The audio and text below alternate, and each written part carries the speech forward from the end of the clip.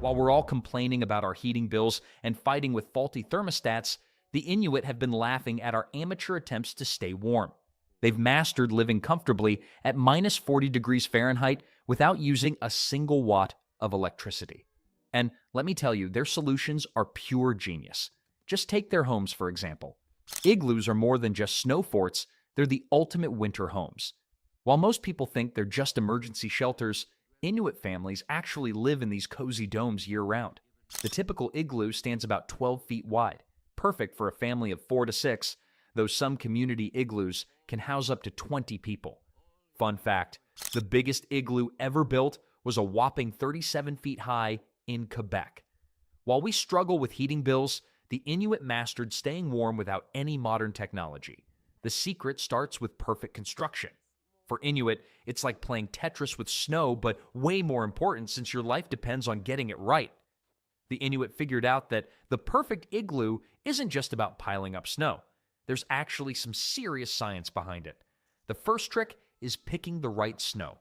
It needs to be hard enough to cut into blocks, but soft enough to shape. Kind of like finding that perfect avocado at the grocery store. They test it by stepping on it. If it crunches just right, it's building time. The blocks are then laid in a spiral pattern, each one cut at a slight angle. It's pure genius because they lock together like nature's Lego set. Here's the really cool part. Once people move in, their body heat causes the inner surface to melt slightly. When this thin layer refreezes, it creates an ice shell that makes the whole structure super strong. In fact, a properly built igloo could support the weight of a polar bear, though I wouldn't volunteer to test that theory. The entrance is another smart design feature. It's built lower than the living space and includes a small tunnel. This isn't just to make getting in more dramatic. It's a heat trap. Cold air sinks into the tunnel while warm air rises and stays in the living area. Pretty clever, right? My expensive furnace could learn a thing or two from this setup, but the real magic isn't just in the construction, it's in the snow itself.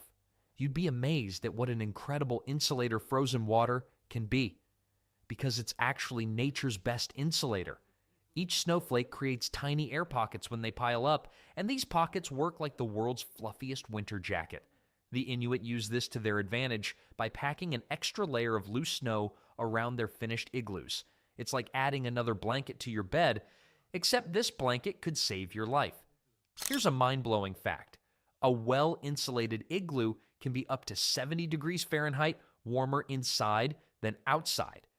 I once complained about my 68-degree apartment being too cold, but now I feel a bit silly about that. While it's minus 40 degrees Fahrenheit outside, cold enough to freeze your words mid-sentence, an igloo can maintain a cozy temperature around 30 degrees Fahrenheit. Sure, that's not exactly beach weather, but when you're in the Arctic, anything above freezing feels like a tropical vacation. The snow walls work better than most modern insulation. They can trap heat and slowly release it throughout the day. It's like having a thermal battery made of snow. The best part? This insulation system never breaks down, doesn't need maintenance, and has a carbon footprint of exactly 0. Take that expensive home insulation. Of course, good insulation is just the start. When you've got a bunch of people sharing an igloo, things can get surprisingly toasty. And I'm not just talking about arguments over who forgot to shovel the entrance, but I'm talking about body heat. Because this isn't just for warming up your hands on a cold day. It's a crucial survival tool in the Arctic. The average person puts out about the same heat as a 100-watt light bulb.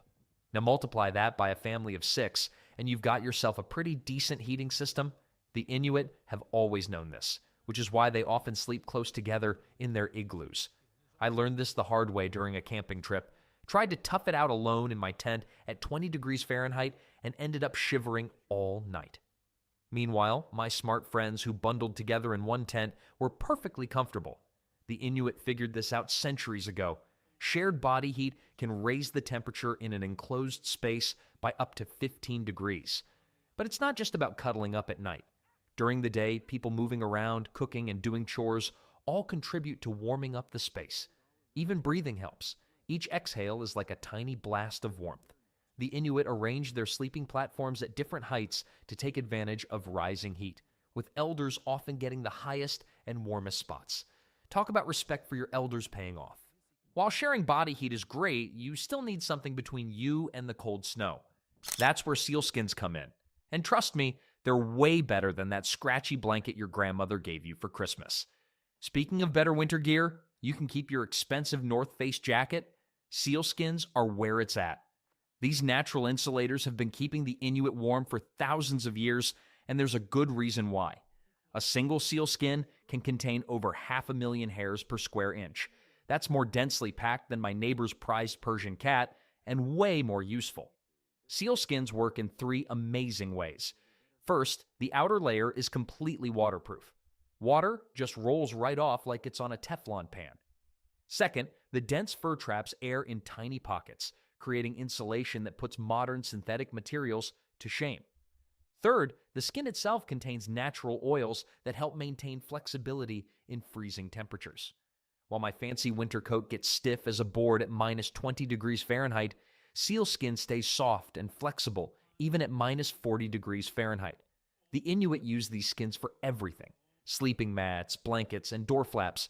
They layer them with the fur facing inward on sleeping platforms, creating a cozy barrier between people and the snow beneath. A good sealskin blanket can last for years and actually gets better with use as the oils from human contact help maintain the leather's suppleness. Here's a wild fact.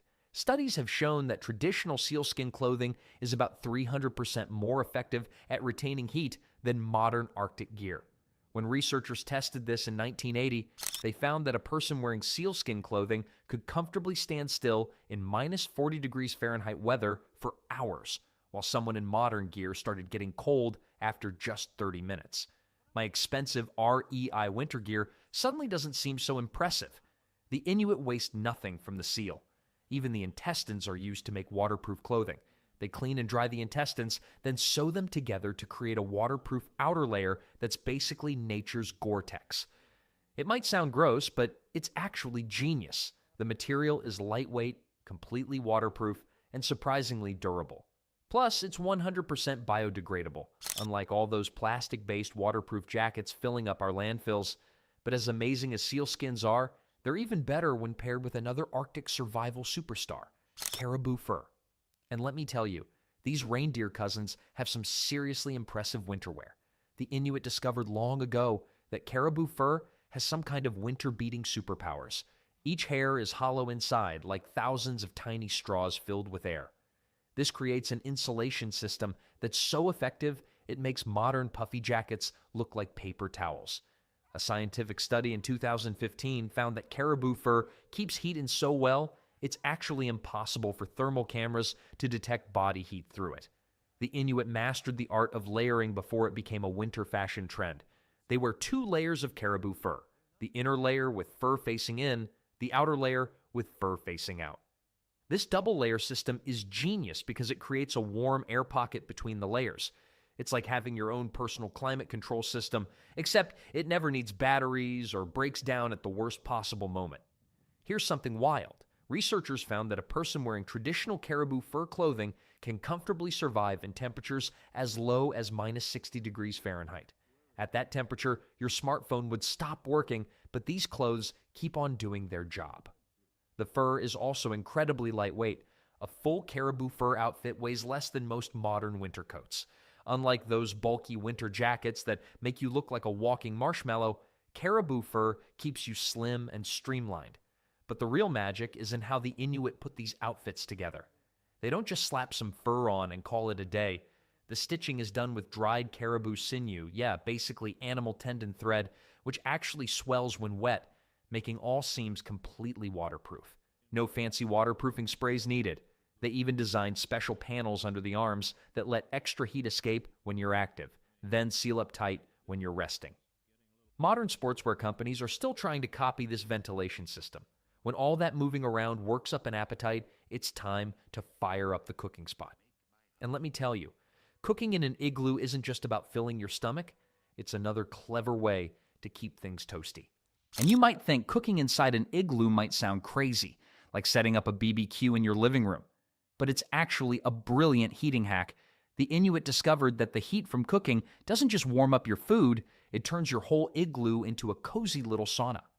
Well, maybe not quite sauna level warm, but definitely warmer than outside where polar bears are wearing scarves. A small cooking fire or traditional oil lamp can raise the temperature inside an igloo by about 20 to 30 degrees Fahrenheit. My gas stove can barely heat up my kitchen, but these traditional methods are heating entire ice houses. Scientists studied this in the 1960s and found that a single seal oil lamp puts out about as much heat as a 200-watt light bulb. That might not sound like much, but in a well-built igloo, it's enough to keep the temperature hovering just above freezing. The real genius is in the placement. Cooking areas are typically set up on a small platform near the sleeping area. The heat rises, warming the upper level where people sleep, while the cold air sinks to the entrance tunnel below. It's like having a free heating system that also makes dinner. And unlike modern heating systems that dry out the air and make your skin feel like sandpaper, the moisture from cooking actually helps keep the air comfortably humid. Plus, there's something incredibly satisfying about cooking dinner and warming your home at the same time. It's the ultimate energy-efficient multitasking. Eat your heart out, Energy Star appliances. Though I have to admit, my attempts at efficient cooking usually end up with burnt dinner and a cold apartment. Speaking of sleeping areas, you might be surprised to learn that Inuit beds aren't just piles of furs thrown on the ground. Their sleeping setup is another clever trick that keeps the cold at bay. And I'll tell you why. Sleeping on snow might sound about as appealing as licking a frozen flagpole, but the Inuit turned it into an art form. Their snowbeds are actually raised platforms carved right into the igloo's walls, like built-in furniture made of snow. These platforms sit about 2 feet off the ground, which is pure genius because cold air sinks to the floor while warm air rises to where you're sleeping. It's nature's version of a memory foam mattress, except this one keeps you from freezing. The real magic happens in the layering. First comes a base of snow, packed just right so it doesn't melt under your weight. Then they add a thick layer of branches or twigs. This creates tiny air pockets that trap heat. Research has shown this simple trick can boost the platform's insulating power by 50%.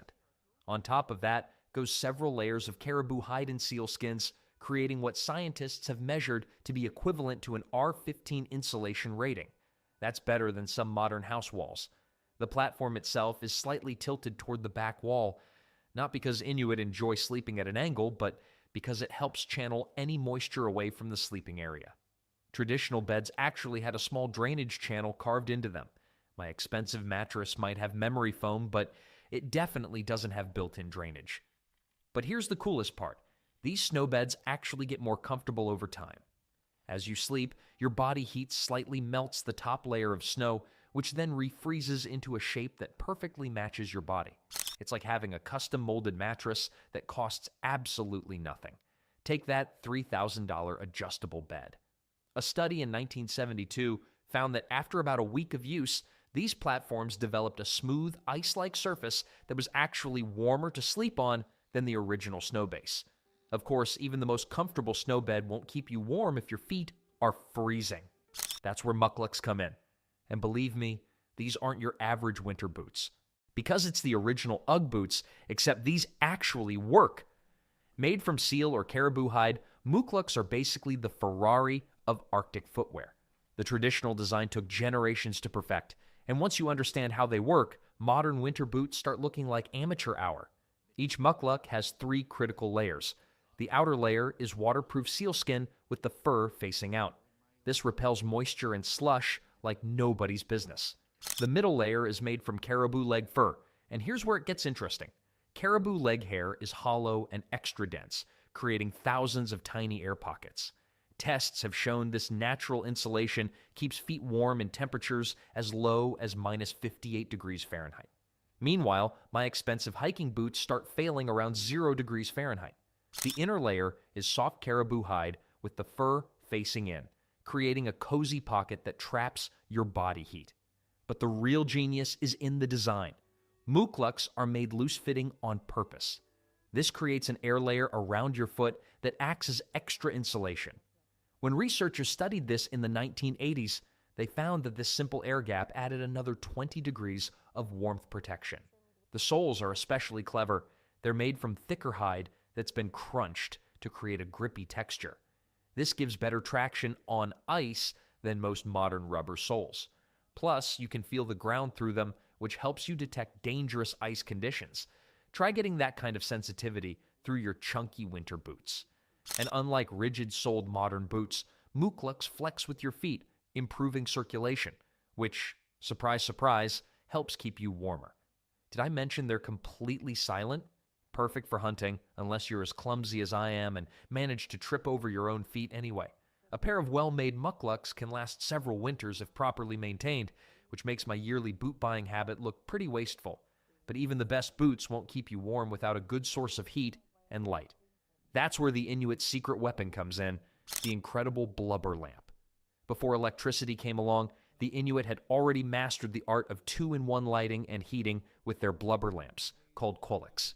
These weren't your average scented candles from the mall. They were engineering masterpieces that could burn for months. Made from carved soapstone and filled with rendered seal blubber, these lamps were the heart of every igloo. The science behind these lamps is mind-blowing.